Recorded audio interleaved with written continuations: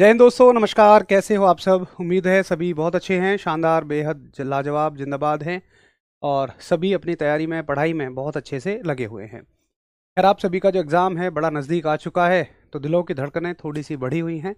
लेकिन मैंने शुरुआत के दिन भी कहा था कि देखिए, जो चीज़ सभी के लिए है वही आपके लिए है। और अगर आपने सीरियसली इसकी तैयारी की है तो आपसे ज़्यादा सीरियस कोई नहीं होगा इस परीक्षा को लेकर। जो थोड़ा बहुत 2-4% आप सभी का सिलेबस छूटेगा, वो सभी का ही छूटेगा। तो उसमें कोई, ये मान लीजिए कि मतलब आप तो बहुत आगे हैं बहुत सारे बच्चों से। सबसे ज़्यादा नुकसान इसमें उन बच्चों का होगा जो एडमिट कार्ड या एग्ज़ाम की डेट आने पर पढ़ाई शुरू करते हैं।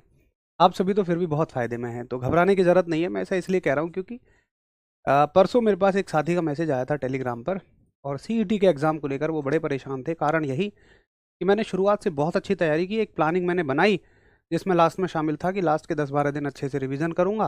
बट भैया जी, एग्ज़ाम तो आ गया। तो मैंने कहा भाई, अब जितना जो आपके लिए है वो सभी के लिए है। चलिए, हाँ मैं समझ सकता हूँ। तो आज से, जैसे मैंने आपको कहा था कि हम अपने सिलेबस को हल्की सी स्पीड देंगे और हम ये ध्यान में रखेंगे कि उस स्पीड का, ना तो उस स्पीड के कारण ना तो सिलेबस छूटे और ना ही हमारे समझने पे कोई अंतर पड़े। तो उसके लिए हम लोग पीडीएफ की मदद लेंगे सिर्फ, जिससे हमारा समय बचेगा। तो मैं वादा करता हूं कि पीडीएफ से आप सभी का नोट करने वाला और मेरा लिखने वाला समय बचेगा। उससे हमारे समझने में कोई दिक्कत नहीं आएगी। तो अब पढ़ने का हमारा तरीका क्या होगा? आप तसल्ली से एक रफ पेपर, रफ कॉपी और एक पेन लेकर बैठ जाओ। मैं कुछ पूछूं तो कैलकुलेशन करके, नोट करके मुझे बता देना, लिख लिखा के। बाकी मेरी बातों को ध्यान से सुनते रहना। जब हम अगली स्लाइड चेंज करेंगे, एक टॉपिक कंप्लीट करेंगे, मैं आपसे पूछूंगा, थम्स अप कराऊंगा। आपको समझ में आ जाए थम्स अप करना, नहीं आए तो अपने डाउट पूछना। लेकिन अब नोट करने के चक्कर में कोई मत रहना। बाद में पीडीएफ सभी को मिलेगी, अपना पीडीएफ से अच्छे से रिवीजन कर लेना। ठीक है, चलो शुरू करते हैं। तो देखिए, आज का जो हमारा चैप्टर रहने वाला है, ये चैप्टर रहेगा मोशन। हमारा आज का चैप्टर शुरू होगा मोशन। यूनिट्स एंड मेजरमेंट, मात्रक और मापन हमने बहुत अच्छे से कर लिया है। अब देखिए, मोशन को हम कितनी तरह से बांटते हैं। तो बेसिकली मोशन को हम 3 तरह से बांटते हैं। लेकिन हम, हमारे सिलेबस में 2 ही तरह का मोशन है। कौन कौन सा मोशन है? एक तो 1D मोशन है और एक 2D मोशन है। अच्छा, उससे पहले जो साथी मोशन जानना चाहते हैं कि गति किसको कहते हैं, देखिए गति का मतलब होता है, जैसे मान लीजिए यहाँ पर कोई साथी खड़े हुए हैं, यहाँ पर मान लो कोई खड़े हुए हैं। अब आप समय को तो कभी नहीं रोक सकते हैं, टाइम को तो आप कभी नहीं रोक सकते हैं। तुम कहोगे भैया घड़ी के सेल निकाल दूंगा, अरे तुम्हारी घड़ी रुक जाएगी, किसी और की थोड़ी रुक जाएगी। और समय तो मतलब घड़ी तो समय को पढ़ने का सिर्फ एक तरीका है। भाई, समय तो आगे एक दिशा में बढ़ता ही हुआ चला जा रहा है, उसको आप चाह के भी नहीं रोक सकते हो। समय बढ़ता हुआ चला जा रहा है, लेकिन आप यहां से नहीं हिले, तो मैं कहूंगा कि आप विराम में हैं। आप किस में हैं? रेस्ट में हैं। लेकिन अगर समय के साथ साथ आप थोड़ा सा आगे बढ़े, समय बढ़ा और आप भी थोड़ा सा आगे बढ़े, तो इसी चीज को हम मोशन कहते हैं, गति कहते हैं। देखो, जहां से क्वेश्चन नहीं आता उसकी लंबी चौड़ी डेफिनेशन हम नहीं पढ़ेंगे, कॉपी भरने वाली बात नहीं करेंगे, उसको ऐसी भाषा में समझ लेंगे। और जहां से क्वेश्चन आता है उसको हम लिख लेंगे, पीडीएफ में सब कुछ लिखा हुआ है। ठीक है, अब देखो, इस तरह से चलने के कितने तरीके हैं। या तो एक आदमी बिल्कुल सीधा सीधा चले, मान के चलो आप बिल्कुल ऐसे, अरे कहाँ गया, आप मान के चलिए बिल्कुल ऐसे, क्या हो रहा है यार, चलो कोई नहीं, आप मान के चलो बिल्कुल ऐसे सीधे सीधे चल लेते हैं, यहां से यहां तक बिल्कुल सीधे आप चल के आए हैं। तो एक तरीका तो ये हो गया। तो बिल्कुल सीधे चलने को हम लोग कहते हैं एक दिशा में गति, यानी कि जब कोई आदमी बिल्कुल ऐसे चलता है, बिल्कुल सीधा। अब आप कहोगे कि यार भैया एक दिशा में क्यों है? ये अगर यहां इस तरह से चल रहा है, एक सेकंड रुको, ये क्या दिक्कत हो रही है? अच्छा ठीक है, ये मान के चलो इस तरह से चल रहा है, या तो ऐसे चले या तो ऐसे चले, या ये ऐसे चले या ऐसे चले, या बोर्ड से बाहर की तरफ आए या अंदर की तरफ आए, यानी कि किसी एक दिशा में अगर ये चलता है तो हम इसको एक विमीय गति कहते हैं। अब बहुत सारे साथियों का डाउट होता है कि भैया ऐसे चले और ऐसे चले, क्या इसको दो विमीय गति कहेंगे हम, यानी कि दो दिशाओं में गति कहेंगे? मेरा आंसर होगा नहीं, इसको केवल हम एक ही दिशा कहेंगे। ऐसे और ऐसे फिजिक्स की भाषा में एक ही दिशा होगी। तो चाहे ये ऐसे चले चाहे ये ऐसे चले। अब इस तरह के उदाहरण कौन होंगे? जैसे ट्रेन का पटरी पर चलना। कुछ ऐसी जगहों को छोड़ दो जहाँ ट्रेन घूमती हो, बट ज़्यादातर ट्रेन सीधी ही चलती है। तो सीधी गति में जब ट्रेन चल रही है उसको हम कहते हैं एक विमीय गति। आप मान लीजिए एक साइकिल लेकर जा रहे हैं बिल्कुल सीधे, कहीं नहीं घूमते हैं, तो वो भी सब क्या है, एक विमीय गति है, वन डायमेंशनल मोशन है। तो जब आप एक दिशा में चल रहे होते हैं ये आपका वन डायमेंशनल मोशन है। बाकी दूसरा मोशन आता है आपका टू डायमेंशनल। तो पहले हम वन डायमेंशनल मोशन को अच्छे से पढ़ लेते हैं और उसके बाद हम टू डायमेंशनल मोशन को समझेंगे कि दो दिशाओं में गति क्या होती है। ये क्लियर है आपको कि 1D में मतलब 1D क्या होता है? बस पहले हम 1D को एक्सप्लेन करेंगे और जब 2D का नंबर आएगा तब हम 2D को पढ़ेंगे अच्छे से। फिलहाल अभी हम 1D को पढ़ेंगे। पेंडुलम क्या होता है, ये तमाम चीज़ें क्या होती हैं, ये आपको 2D में समझ आएंगी। अभी हम अपनी समझ को 1D तक ही रखते हैं। अब 1D मोशन में सबसे पहली क्वांटिटी, सबसे पहली राशि जो है वो हमें समझनी है, जिसका नाम है लंबाई। देखो दैनिक जीवन में तो हम लोग लंबाई को यानी कि लेंथ को दूरी भी कह देते हैं, किसी को लंबाई कह देते हैं, किसी को विस्थापन। विस्थापन का तो जनरली हम कम ही यूज़ करते हैं, लेकिन अगर आप देखो साइंटिफिकली करेक्ट बात आप बोलना चाहते हैं तो लंबाई, दूरी, विस्थापन, लेंथ, डिस्टेंस, डिस्प्लेसमेंट सभी में फ़र्क है। अच्छा एक चीज़ और यहाँ पर बस हम समझने के लिए पढ़ेंगे, ये पूरा थ्योरी में आपको लिखा हुआ मिल जाएगा PDF में बढ़िया से। तो यहाँ पर राइटिंग के लिए मत कहना, क्योंकि हम यहाँ पर थोड़ा सा स्पीड में लिखेंगे ताकि आपको नोट तो यहाँ से करना ही नहीं है। अब देखिए लंबाई जो है वो दो हिस्सों, उसको हम दो नाम दे सकते हैं अलग अलग गुणों के आधार पर। कैसे दे सकते हैं? देखिए पहली चीज है, मान के चलिए कि ये आपका स्कूल का क्लासरूम है और ये है ऑफिस, ठीक। तो आपको वो दिन याद होंगे जब आप 8, 9, 10, 11, 12 किसी क्लास में होंगे और आपके टीचर आपसे कहते थे कि भाई जइयो जरा चौक ले आ। तो मान लो जैसे उन्होंने आशीष से कहा कि आशीष जइयो भैया क्लास से चौक ले आ, तो आशीष जो है वो बिल्कुल सीधा साधा लड़का, वो ए से चलना शुरू करेगा क्लासरूम से और बिल्कुल ऑफिस तक सीधा जाएगा और अपना चौक लेके आ जाएगा। अगले दिन मान लो आशीष नहीं आया तो सर ने योगेश को बोल दिया। अब योगेश थोड़ा सा मनचला है, ये 12वीं क्लास का छात्र है, तो जरा देखेगा कि यार देखें 11th में कौन कौन नए एडमिशन हुए हैं, किस किस तरह के बच्चे आए हैं। यानी कि ये टाइम पास करके अपना घूम घाम के ऐसे ए से बी तक बिल्कुल सीधा ना जाके थोड़ा ऐसे घूम घाम के जाएगा। अब अगले दिन भी आशीष नहीं आया और सर को लगा यार योगेश तो जो है वो टाइम पास करता है, तो उन्होंने वरुण को बोल दिया कि भाई वरुण तुम ले आना। अब वरुण तो उससे भी ऊपर है, योगेश से भी ऊपर मन चला है। ये तो भैया पूरा अपना स्कूल से एक आध चक्कर बाहर का भी लगाया कि मौका मिल गया। करते थे ना ऐसा, बाहर जाने के लिए मौके ढूंढा करते थे कि कैसे ही मौका मिल जाए। वॉशरूम भी जाना होता था तो उसके साथ जाते थे और 5-1 मिनट बिगाड़ के आया करते थे। बड़ा मतलब ऐसे कीमती पल लगा करते थे वो कि भाई इन्हीं में कमा लिया हमने जो कमाना था।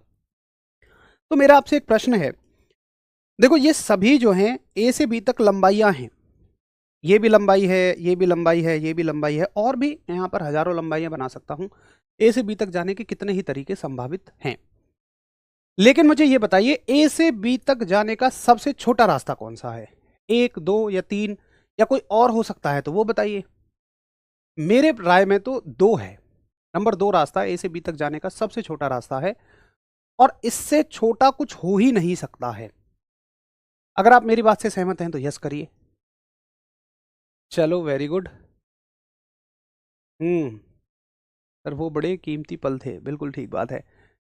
तो ये जो नंबर 2 रास्ता है ये ए से बी तक जाने का सबसे छोटा रास्ता है। देखिए इस छोटे रास्ते को है तो ये लंबाई ही, तीनों लंबाई हैं, और भी आप बनाओ वो सब लंबाइयां हैं, लेकिन ए से बी तक की सबसे छोटी लंबाई को हम क्या कहते हैं? विस्थापन कहते हैं, डिस्प्लेसमेंट कहते हैं। तो ये क्या कहलाएगी? विस्थापन कहलाएगी, डिस्प्लेसमेंट कहलाएगी।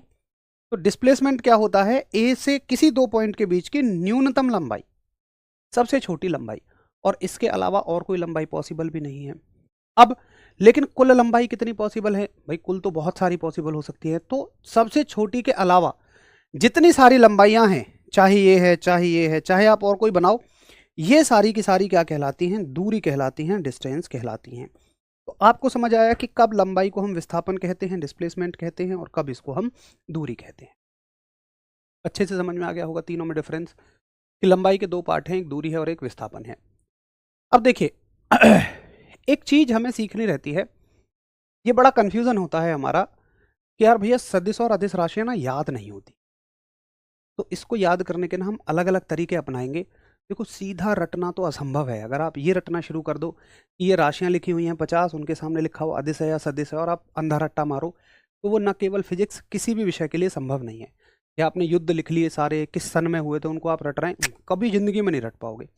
तो अलग अलग तरीके हमने बनाए हैं, आप देखना आप इनको बाकी विषयों में भी लगाएंगे तो आपको काफ़ी हेल्प मिलेगी।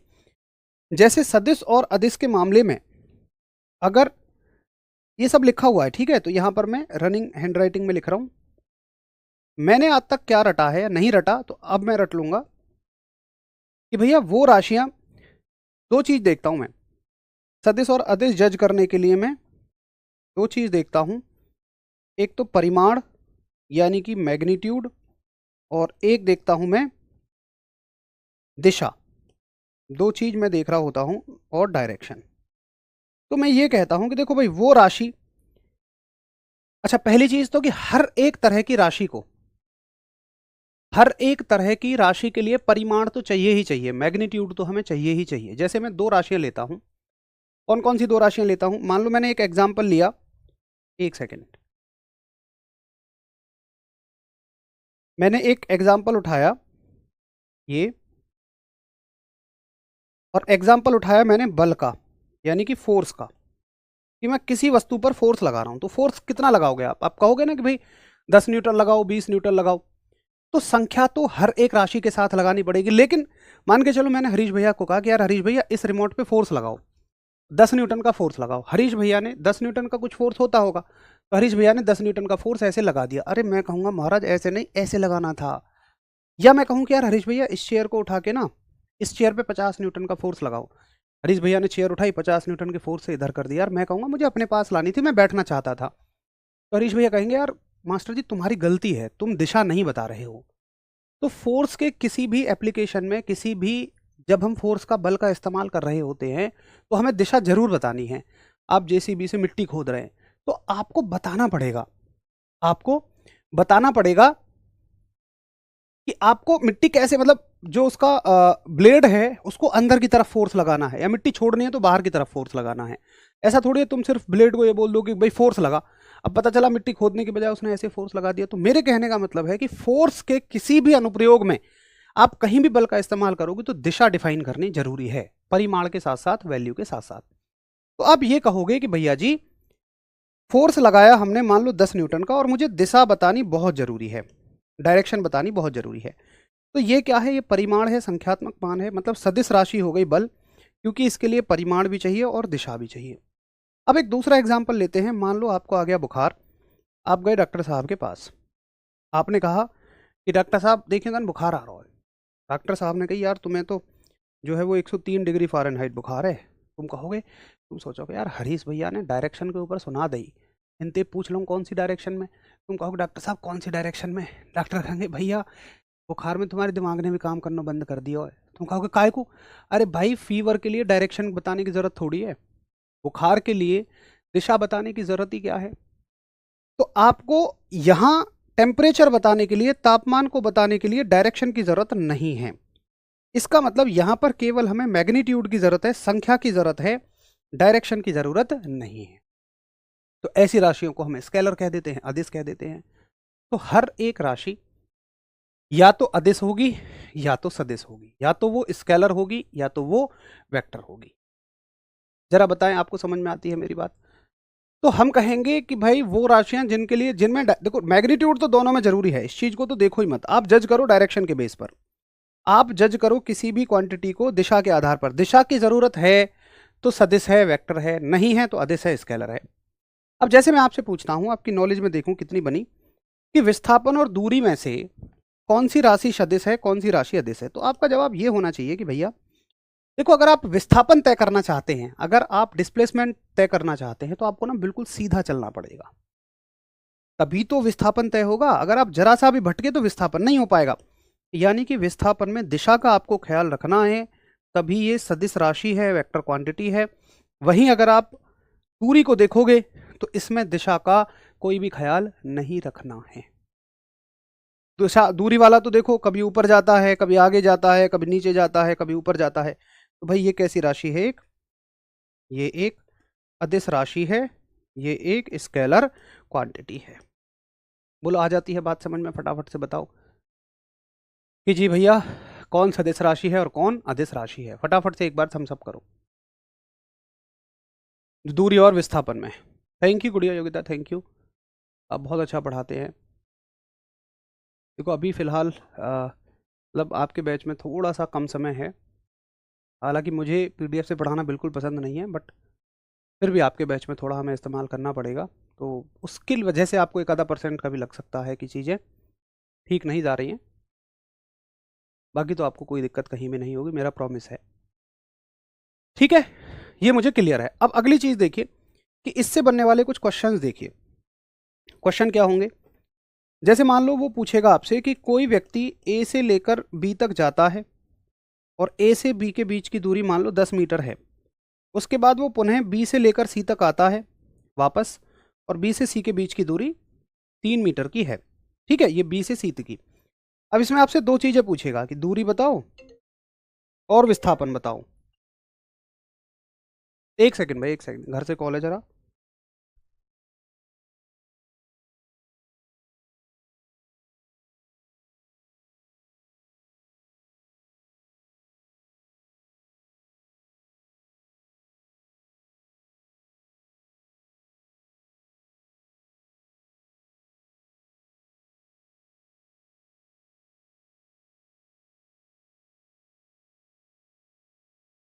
आपसे पूछेगा कि इस प्रक्रिया में दूरी बताइए, डिस्टेंस बताइए और विस्थापन बताइए, यानी कि डिस्प्लेसमेंट बताइए।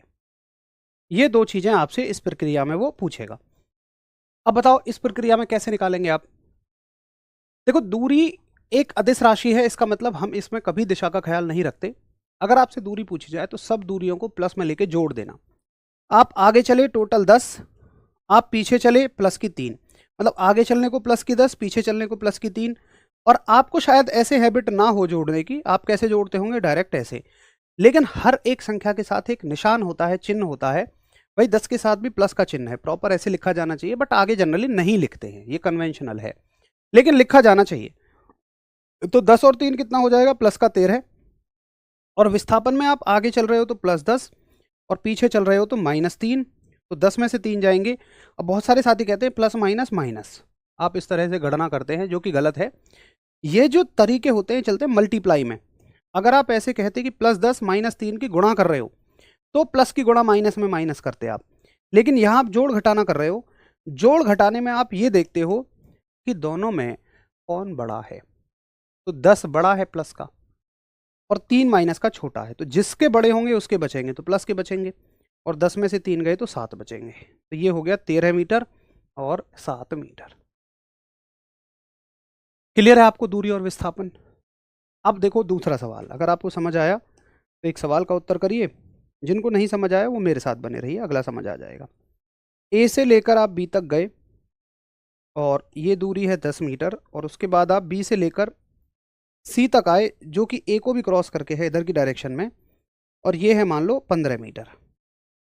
ठीक है, अब बताओ दूरी और विस्थापन ए से लेकर सी तक आने में। तो ए से लेकर सी तक का मतलब पहले आप बी जाएंगे फिर आप सी आएंगे, तो आप कहोगे यार दूरी में तो सबको प्लस कर दूं, तो 15 और 10 25, दूरी तो प्लस की 25 हो जाएगी। जबकि विस्थापन में आगे चलने को अगर आप +10 लोगे तो पीछे चलने को आपको -15 लेना पड़ेगा, और दोनों में बड़ा कौन है? माइनस के बड़े हैं। कितने ज़्यादा हैं? 15 में से 10 गए तो 5 ज़्यादा हैं, तो आप कहोगे कि ये हो जाएगा -5 मीटर। क्लियर सभी को?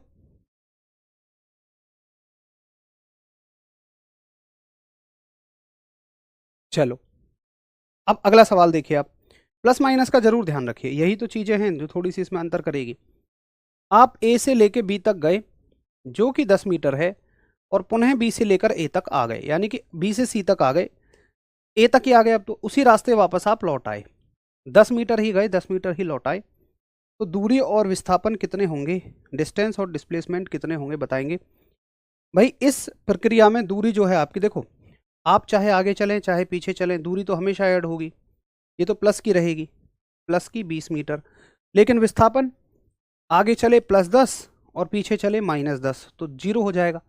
यानी कि आपको याद रखना होगा, आपको याद रखना होगा कि जहाँ से चले आप वहीं से वापस आ गए, आप जहाँ से चले वहीं से वापस आ गए, तो आपका डिस्प्लेसमेंट 0 हो जाएगा, आपका विस्थापन -0 हो जाएगा। बहुत बढ़िया आशीष, वेरी गुड। अब एक और सवाल देखिए आप। अगला सवाल क्या है, अगला क्वेश्चन देखिए कि आप ए से लेकर बी तक गए और बस आप बी पर ही रुक गए, यहीं रुक गए। अब बताओ दूरी कितनी होगी और विस्थापन कितना होगा, डिस्टेंस कितनी होगी और डिस्प्लेसमेंट कितना होगा। तो आपका कहना रहेगा कि भैया अगर हम ए से लेकर बी तक जाएं तो दूरी भी 10 है, प्लस की 10 है, और विस्थापन जो है वो भी प्लस का ही 10 है, दोनों ही प्लस के हैं। दूरी भी 10 और विस्थापन भी 10। ठीक है, अब मैं आपसे एक सवाल पूछता हूं। देखो, एक तो यहां से हमने कुछ क्वेश्चंस तैयार कर लिए, यहां से कुछ सवाल पूछे जाएंगे तो आप उन्हें बना दोगे। कुछ हमने यहां से फैक्ट तैयार कर लिए। क्या फैक्ट तैयार कर लिए, आप चारों क्वेश्चंस में देखो कि दूरी जो है वो हर जगह प्लस की रहेगी। कैसे, आप यहां दूरी देखो ये प्लस की है, यहां दूरी देखो ये प्लस की है, यहां दूरी देखो ये प्लस की है, यहां दूरी देखो ये प्लस की है। यानी डिस्टेंस हमेशा पॉजिटिव रहती है, क्योंकि वो एक स्केलर क्वांटिटी है, तो दूरी हमेशा पॉजिटिव ही रहती है।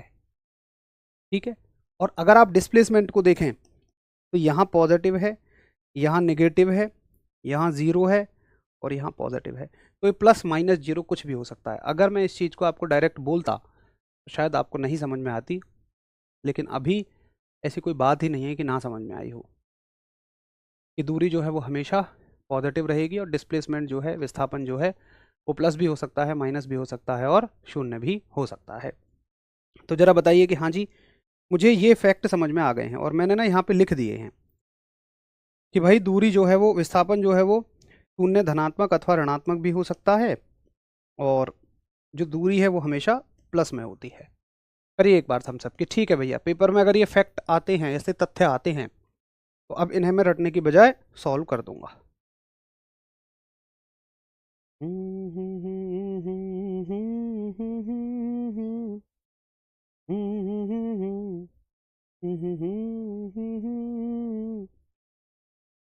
तुझ पे दिल कुर्बान। ठीक है, क्लियर है, बहुत इजी बात है। अब आप इसको अच्छे से याद कर लेंगे। अब देखिए आगे चीज, आगे देखेंगे आप। अगली चीज है कि भैया जी अब ये तो हो गई दूरी और विस्थापन, चलो ठीक है। एक आदमी चल रहा है, ये चल रहा है आदमी, और उसने मान लो 10 सेकंड में मान लो 50 मीटर की दूरी तय की। मैं डिस्टेंस मान लेता हूं, डिस्प्लेसमेंट या डिस्टेंस कुछ भी मान लो फिलहाल, तो एक के लिए तो कोई दिक्कत नहीं है। तो मान लो उस व्यक्ति ने 10 सेकंड में 50 मीटर की डिस्टेंस ट्रेवल किया। अभी फिलहाल हम इसको दूरी कह रहे हैं। या चलो एक क्वेश्चन ही ले लेते हैं, आपको उसमें समझ में आ जाएगा और अच्छे से समझ में आ जाएगा कि ए से बी तक कोई व्यक्ति गया 10 मीटर और फिर वो यहाँ तक आ गया, ये है 6 मीटर। तो भाई दूरी कितनी हो जाएगी, डिस्टेंस कितनी हो जाएगी, तो डिस्टेंस हो जाएगी 10 और 6 16 है, और डिस्प्लेसमेंट कितना हो जाएगा, विस्थापन कितना हो जाएगा, 10 में से 6 गए तो 4। ये सबको समझ में आता है। और मान लो इस प्रक्रिया में पूरा उसे 4 सेकंड लगे, पूरा मान लो जाने में और आने में। अब अगर मैं ये देखूं कि उसने 1 सेकंड में कितनी दूरी तय की, तो मैं क्या बोलूंगा, मैं ऐसे ही तो कहूंगा कि देखो भाई 4 सेकंड में अगर 16 मीटर, तो 1 सेकंड में कितने मीटर, आप कहोगे 16/4 मीटर, ऐसे ही तो कहोगे आप। यानी कि अगर आप 1 सेकंड में तय की गई दूरी को चेक करना चाहते हैं तो आप दूरी और समय का भाग कर देते हैं, दूरी और समय का भाग कर देते हैं, डिस्टेंस और टाइम का डिवाइड कर देते हैं, और इससे बनने वाली नई राशि का हम नाम देते हैं चाल। इससे बनने वाली नई क्वांटिटी का हम नाम दे देते हैं स्पीड, यानी कि चाल। आपको जरूरत नहीं थी कि आप चाल जैसे एक नए शब्द की उत्पत्ति करें, आप काम चला सकते थे कि भाई दूरी बटे समय, दूरी बटे समय, लेकिन ये थोड़ा सा बड़ा हो जाता है। तो जब भी दो राशियां आपस में मिलती हैं, उनके मिलने को हम एक नई राशि का नाम दे देते हैं, ताकि लिखने में, कहने में, बोलने में आसानी रहे। तो चाल बराबर दूरी बटे समय। और जब हम इसी चीज को विस्थापन के साथ चेक करते हैं डिस्प्लेसमेंट के साथ चेक करते हैं कि भाई 1 सेकंड में कितना डिस्प्लेसमेंट इसने ट्रेवल किया, 1 सेकंड में कितना विस्थापन तय किया। यानी कि जब हम विस्थापन के साथ इसी चीज को चेक कर रहे होते हैं, डिस्प्लेसमेंट के साथ चेक कर रहे होते हैं, विस्थापन बटे समय, डिस्प्लेसमेंट अपॉन टाइम, तो इसको हम कहते हैं वेग यानी कि वेलोसिटी। तो दो राशि हमारे पास और बन जाती हैं जो हमने पढ़ी हैं, दूरी और विस्थापन। उनमें अगर हम टाइम का डिवाइड लगा दें तो दो नई राशियां और मेरे पास आ जाती हैं। दूरी में टाइम का डिवाइड लगाने से चाल बन जाती है और विस्थापन में समय का डिवाइड लगाने से वेग बन जाता है, वेलोसिटी बन जाता है। ये बात समझ आती है कि भाई चाल और वेग में क्या फर्क है। चाल पे आप चेक कर रहे हो कि किसी वस्तु ने 1 सेकंड में कितनी दूरी तय की, और वेलोसिटी यानी वेग में आप चेक कर रहे हो कि एक वस्तु ने 1 सेकंड में कितना डिस्प्लेसमेंट ट्रेवल किया, कितना विस्थापन तय किया। बोलो आगे बात समझ में भाई कि हाँ जी भैया मुझे आपकी बात समझ में आती है। ठीक है, अब देखो अगली चीज, एक अगली चीज है कि अब इस बात को हम बोलें कैसे, लैंग्वेज में, भाषा में हम बोलें कैसे, लिखने के लिए, याद करने के लिए। तो लैंग्वेज में आप ऐसे बोलेंगे, या तो आप ये कहो कि भाई दूरी तथा समय के अनुपात को, जब जो दो चीजें डिवाइड में होती हैं तो हम अनुपात शब्द का इस्तेमाल करते हैं कि दूरी तथा समय के अनुपात को हम चाल कहते हैं, विस्थापन और समय यानी डिस्प्लेसमेंट और टाइम के रेशियो को हम वेग कहते हैं, वेलोसिटी कहते हैं। ठीक है, ये लिखा हुआ है आगे, इसलिए मैं बार बार इसको घुचड़ पुचड़ सा कर रहा हूं। एक दूसरा तरीका होता है, आप ऐसे बोलेंगे, जब भी किसी राशि में समय का भाग लगेगा तो आप कहेंगे, ये लिखा हुआ है, सब कुछ लिखा हुआ है, एकांक समय में तय की गई दूरी को चाल कहते हैं, एकांक समय में तय की गई दूरी को चाल कहते हैं। और यहां आप बोलोगे एकांक समय में तय किए गए विस्थापन को वेग कहते हैं, ऐसे भी कह सकते हो। एक तीसरा तरीका कहने का, जब भी किसी राशि के नीचे टाइम का डिवाइड लगे, जब भी किसी क्वांटिटी के नीचे समय भाग में हो, तो आपको उस राशि के साथ रेट शब्द का इस्तेमाल करना है, हिंदी में दर शब्द का इस्तेमाल करना है। कैसे? आप कहोगे दूरी की दर को चाल कहते हैं और विस्थापन की दर को वेग कहते हैं। अभी मैं लिखूंगा तो और अच्छे से समझ आएगा। Rate of distance is called as speed और rate of displacement is called as velocity. तो आप चाहें किसी भी तरीके से इनको डिफाइन कर सकते हैं। बोलो क्लियर भैया?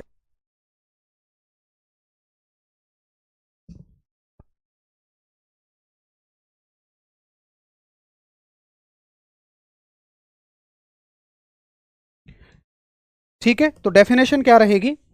अब चाल पहले लिख लो, ये चीजें लिखी नहीं हुई है तो लिख लो, हेडिंग डालेंगे चाल यानी कि स्पीड, और जितना हमने सीखा उसको लिख लेते हैं। तो चाल बराबर दूरी बटे समय, speed equals to distance upon time, और परिभाषाएं क्या बनेंगी? एकांक समय में तय की गई दूरी को चाल कहते हैं, एकांक समय में तय की गई दूरी चाल कहलाती है। The distance covered per unit time is called as speed. ठीक है, उसके बाद दूरी की दर को चाल कहते हैं, समय का भाग लगे तो दर शब्द लिख लोगे, दूरी की दर को चाल कहते हैं, यानी कि rate of distance is called as speed. ये दोनों बना लोगे। ठीक है, अच्छा अब इससे जुड़ी हुई कुछ बातें और कि भैया इसका मात्रक क्या होता है, कैसी राशि है। देखो चाल जो है ना वो किससे मिलकर बन रही है? दूरी से मिलकर बन रही है ना। तो दूरी एक अदिश राशि है, इसलिए ये भी एक अदिश राशि है, ऐसे याद कर सकते हो। मात्रक क्या होगा भाई? इसका मात्रक मीटर, इसका सेकंड, तो मात्रक हो जाएगा मीटर प्रति सेकंड। विमा के नाम पे आप बहुत आराम से याद रखो, देखो मात्रक है मीटर पर सेकंड, मीटर पर सेकंड। तो विमा में आपको क्या करना है, मीटर के लिए एल लिखना है और सेकंड के लिए टी लिखना है बस। और टी अगर नीचे है तो ऊपर जाके माइनस का 1 हो जाएगा, तो डायमेंशन हो जाएगी एल टी -1। फटाफट से एक बार सभी थम्स अप करो कि ठीक है भैया, मुझे चाल से बनने वाले ये सभी फैक्ट बड़े अच्छे से समझ में आ गए हैं, स्पीड से बनने वाले ये सारे फैक्ट मुझे क्लियर हैं।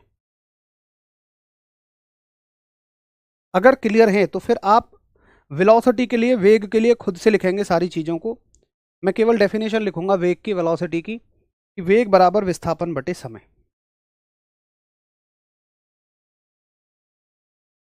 बाकी दोनों डेफिनेशन आपको स्वयं लिखनी होंगी। यानी कि मैं लिखूंगा velocity equals to displacement upon time. दोनों डेफिनेशन आप खुद से लिखेंगे और इसका मात्रक जो है वो वही हो जाएगा जो वेलोसिटी की यूनिट है।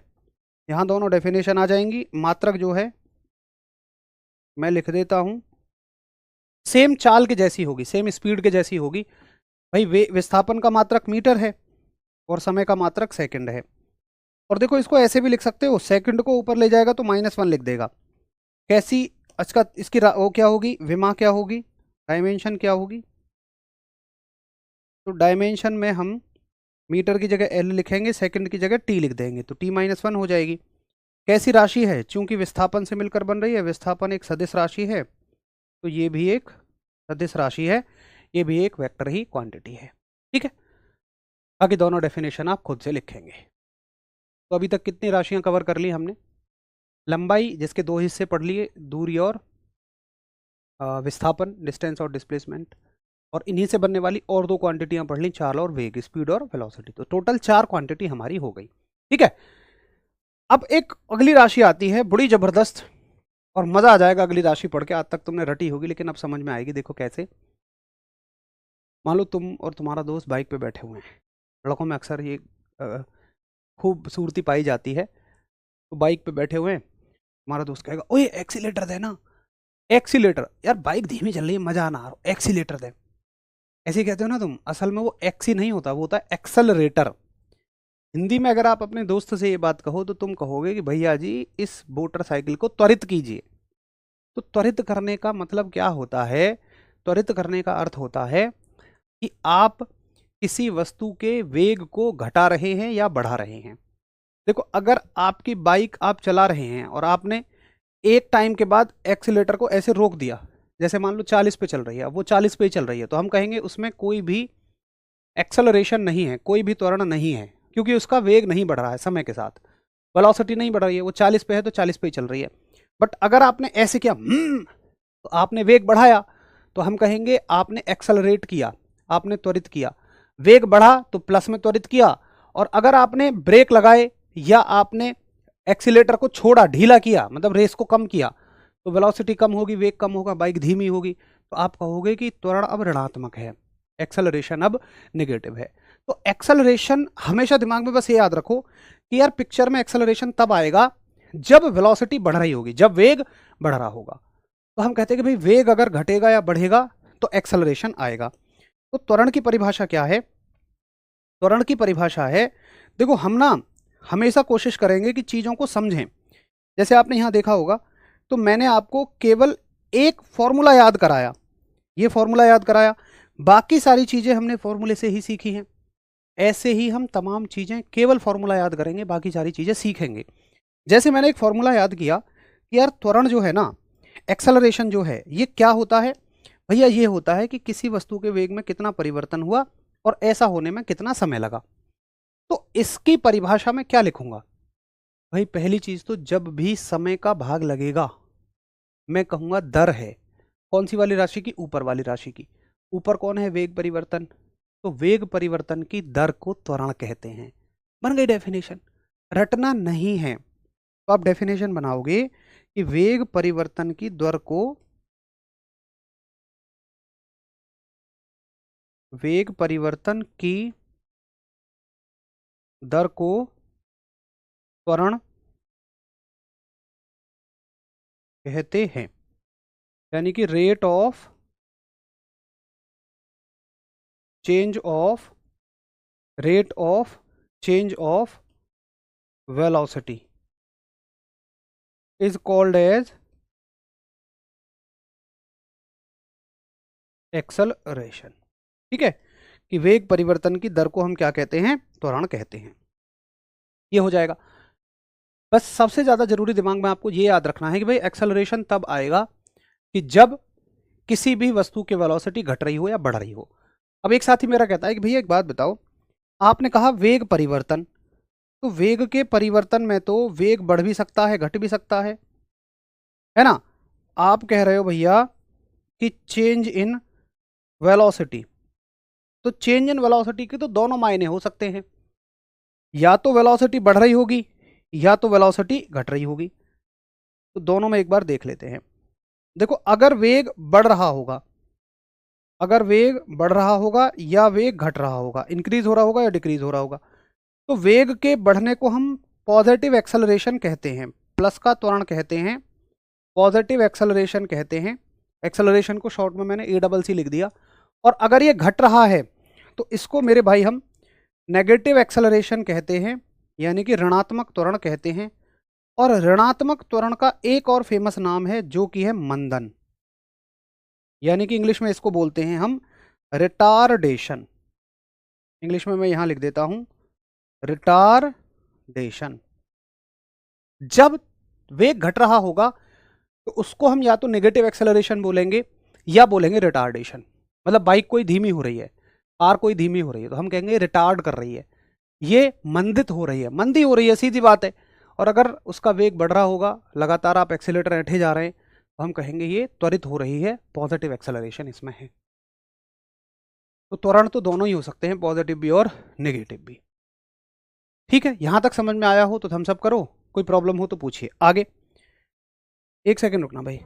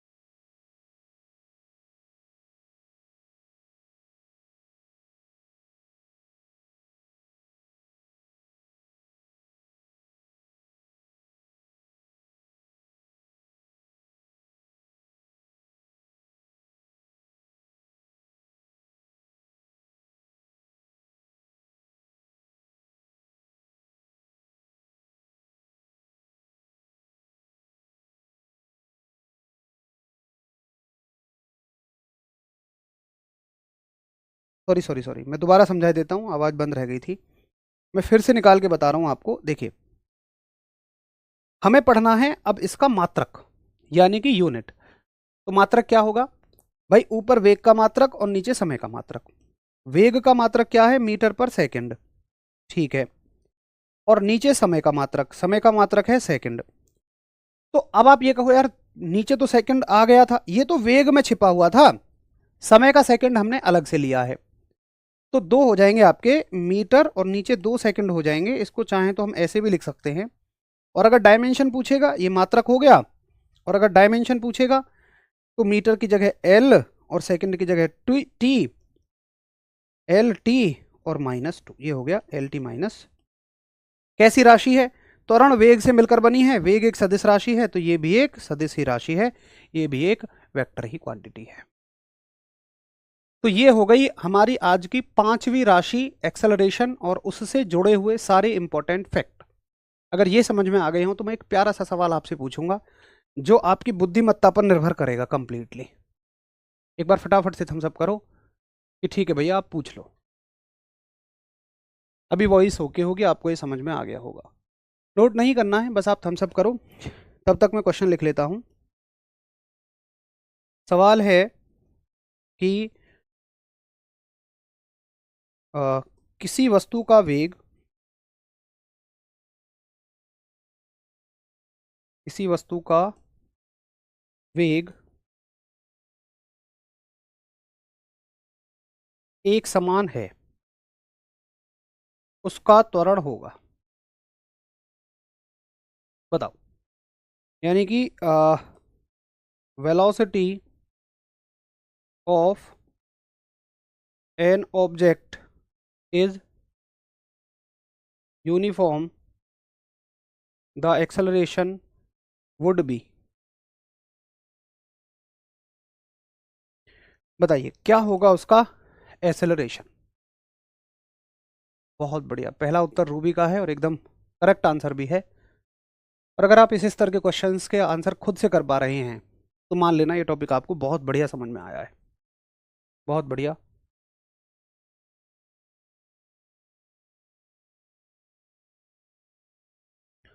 किट्टू कहते हैं पॉजिटिव और अजय भाई हमारे कहते हैं नेगेटिव। चलो, रूबी 0, मंजू कहते हैं 0, और देखें अभी। चलो, तो 3 तरह के उत्तर आपके आ रहे हैं। कुछ साथी पॉजिटिव हैं, कुछ साथी नेगेटिव कहते हैं, कुछ साथी 0 कहते हैं और कुछ साथी कहते हैं जैसे काजल है कि त्वरण भी समान होगा, एक्सेलरेशन भी सेम होगा। चलो, इसका एक उदाहरण ले लेते हैं।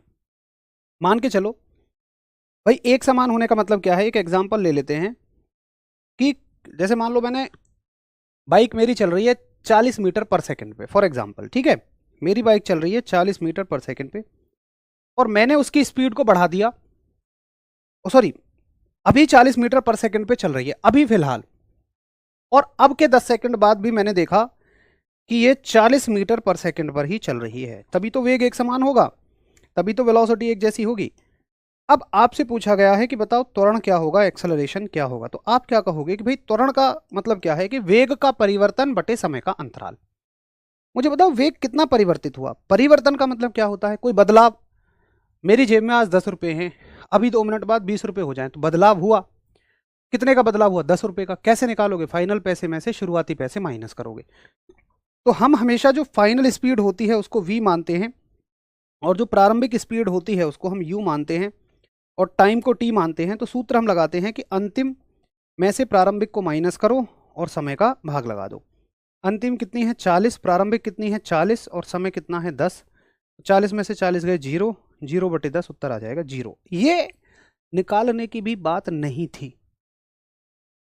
हम तो देखो, एक चीज दिमाग में सेट करो, ऐसे रटो मत भाई, ऐसे सेट करो कि त्वरण आएगा ही जब जब वेग घटेगा या बढ़ेगा। अगर वेग ना घट रहा है ना बढ़ रहा है तो त्वरण नाम की कोई चीज नहीं होगी, त्वरण 0 होगा, एक्सेलरेशन 0 होगा। आप बाइक 40 पे चला रहे हैं तो कोई एक्सेलरेशन नहीं है, कोई त्वरण नहीं है। आपने ऐसे किया तो एक्सेलरेशन पॉजिटिव में जाएगा, आपने नीचे किया तो एक्सेलरेशन नेगेटिव में जाएगा। अब फटाफट से थम्स अप करो कि मैं ये समझ गया, समझ गई कि भैया अगर वेग बढ़ेगा तो पॉजिटिव, घटेगा तो नेगेटिव, और वेग एक समान रहेगा तो एक्सेलरेशन 0। चाहो तो इसको यहीं जोड़ लो कि अगर वेलोसिटी आपकी एक समान रहती है, अगर वेग आपका एक समान रहता है, अगर वेलोसिटी आपकी इक्वल रहती है तो एक्सेलरेशन जो है वो 0 हो जाएगा, त्वरण जो है वो 0 हो जाएगा। आगे बात समझ में कि कब एक्सेलरेशन पॉजिटिव होगा, कब नेगेटिव होगा, कब 0 होगा। तो साहब ये थी हमारी 1D मोशन, एक विमीय गति। अब आगे हम जो पढ़ेंगे, कल पढ़ेंगे 2D मोशन को। तो मेरी आप सभी से भैया हाथ जोड़कर अपने भाई और बहनों से एक ही रिक्वेस्ट है कि 1D मोशन को बड़े अच्छे से ना रिवाइज करके आना, कल को मैं कुछ कुछ टर्म्स ऐसी बोलूँ, चाल, वेग, त्वरण, स्पीड, वेलोसिटी, एक्सेलरेशन, तो आप अनजान ना हो उसमें कि भैया वेलोसिटी क्या होती है, स्पीड दोबारा बता दो, फिर वो टाइम वेस्ट है और उतना समय हमारे पास है नहीं। इसलिए प्लीज़ आज की चीज़ें कल यहाँ फिंगर टिप्स पे होनी चाहिए, तब हमें 2D मोशन बहुत अच्छे से समझ में आ जाएगा।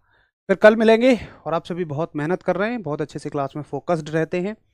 इस बैच में लग रहा है कि हाँ, आप सभी की जो कंसिस्टेंसी है, मतलब एक होता है ना कि फालतू वाले कमेंट इस बैच में जीरो है बिल्कुल। एक बड़ी समस्या जो हमारे लिए होती है टीचर्स के लिए, वो यही होती है कि आधे बच्चे नाराज़ होते हैं, आप हमारे कमेंट नहीं पढ़ रहे होते हो, या इधर उधर की बातें पूछ रहे होते हैं, कुछ ऐसी बातें जो इन्फॉर्मेशन वीडियोस वगैरह में कवर हो चुकी होती हैं, लेकिन इस बैच में वो ज़ीरो है। तो अंदर से जो, खैर हम लोग तो कोशिश करते हैं मतलब सभी को एक तरह से ही पढ़ाया जाए, बट फिर भी आप एक टीचर से कितना आउटपुट ले पाते हैं, थोड़ा आपके ऊपर भी डिपेंड करता है। तो मैं मानता हूँ कि इस बैच में वो 100% है। बिल्कुल, बड़ा मज़ा आ रहा है, कुछ भी ऐसा उल्टा पल्टा कोई डाउट नहीं है, और आप सभी बड़ी मेहनत के साथ पढ़ रहे हैं। चलिए रिवीजन बस करते रहिएगा, कल मिलेंगे। नमस्कार, धन्यवाद, जय हिंद।